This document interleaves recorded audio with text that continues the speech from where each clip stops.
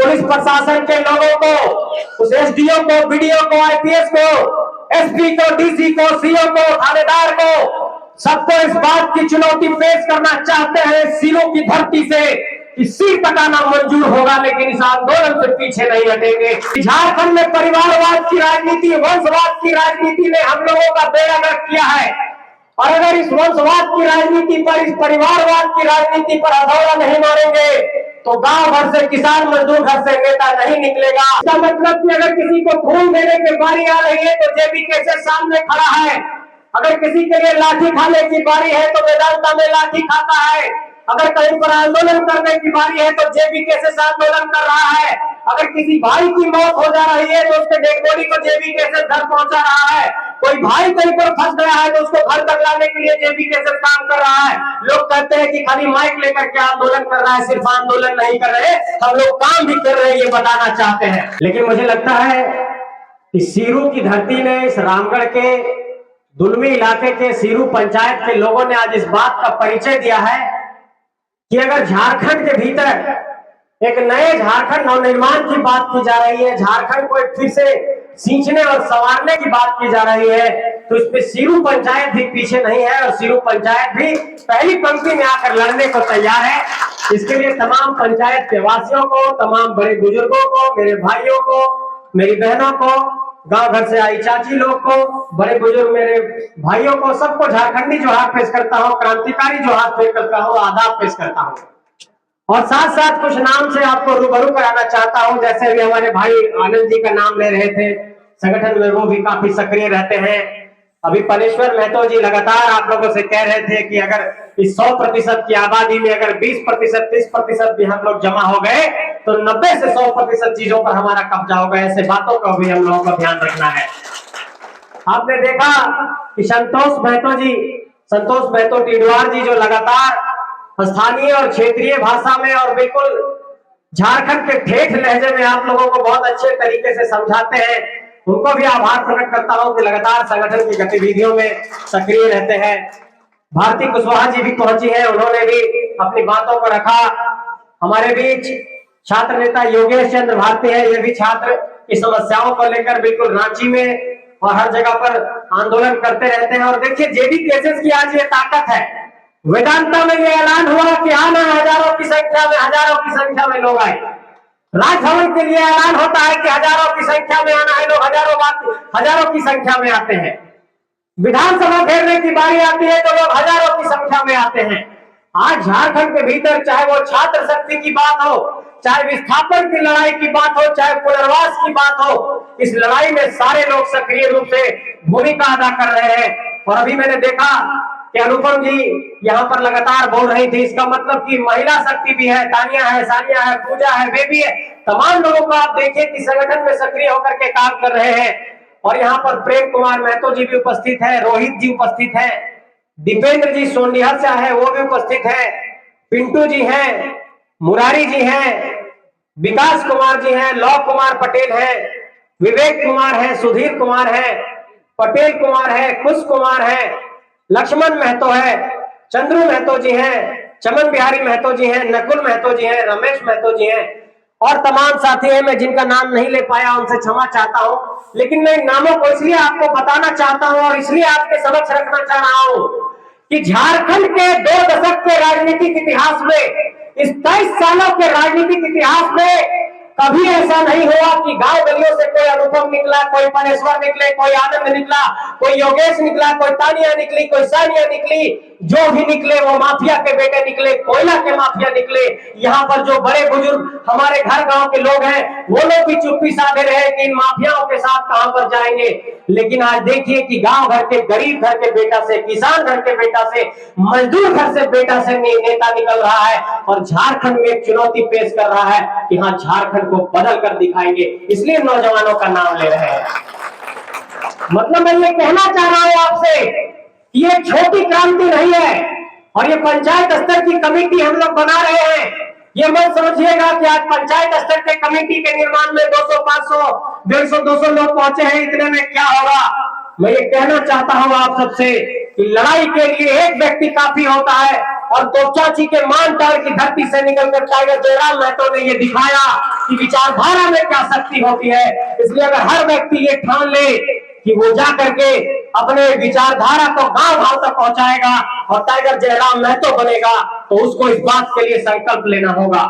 मैं देख रहा हूं कि यहाँ पर चाचा जी भी मौजूद हैं, अखिलेश समाज के हैं, और यहाँ मेरी अगर आवाज जा रही है इस समाज के, अखिलेश समाज के लोगों तक, अल्पसंख्यकों तक, मुसलमान भाइयों तक, तो उन लोगों को भी कहना चाहता हूं कि झारखंड के सियासत में अपने हकूक के लिए, हक हकूक के लिए आप लोगों को भी इस लड़ाई में साथ में भागीदार बनना होगा।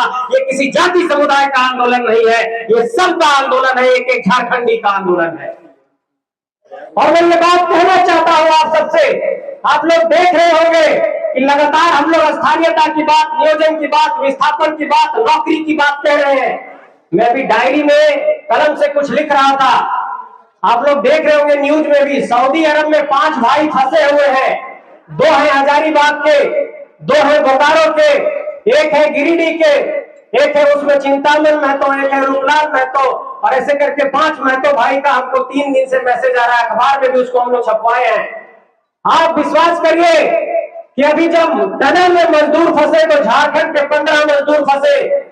इससे पहले भी एक मजदूर की सऊदी अरब में डेथ हो गई, उसके परिवार वालों ने संपर्क किया कि संजय भैया वहां पर डेथ हो गया है मजदूर का, कैसे क्या करना है।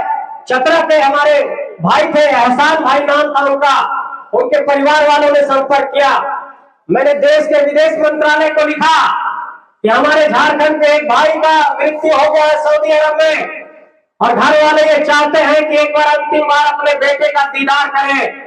और हमने विदेश मंत्रालय को लिखा, वहां के कंपनी को लिखा, कंपनी को मेल किया, और कंपनी को ये सीधे तौर पर कहा कि किसी भी हाल में आपको मेरे मजदूर भाई का डेड बॉडी गांव भेजना पड़ेगा।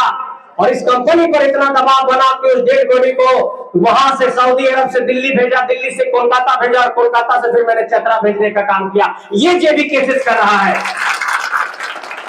इसका मतलब कि अगर किसी को खून देने की बारी आ रही है तो जेबी केसेस सामने खड़ा है। अगर किसी के लिए लाठी खाने की बारी है तो वेदांता में लाठी खाता है। अगर कहीं पर आंदोलन करने की बारी है तो जेबी केसेस आंदोलन कर रहा है। अगर किसी भाई की मौत हो जा रही है तो उसके डेड बॉडी को जेबी केसेस घर पहुंचा रहा है। कोई भाई कहीं पर फंस गया है तो उसको घर तक लाने के लिए जेबी केसेस काम कर रहा है। लोग कहते हैं कि खाली माइक लेकर के आंदोलन कर रहा है, सिर्फ आंदोलन नहीं कर रहे, हम लोग काम भी कर रहे हैं, ये बताना चाहते हैं। और आप लोगों को ये कहना चाहता हूं कि झारखंड में परिवारवाद की राजनीति, वंशवाद की राजनीति ने हम लोगों का बेड़ा गर्क किया है। और अगर इस वंशवाद की राजनीति पर, इस परिवारवाद की राजनीति पर हथौड़ा नहीं मारेंगे तो गांव भर से किसान मजदूर घर से नेता नहीं निकलेगा।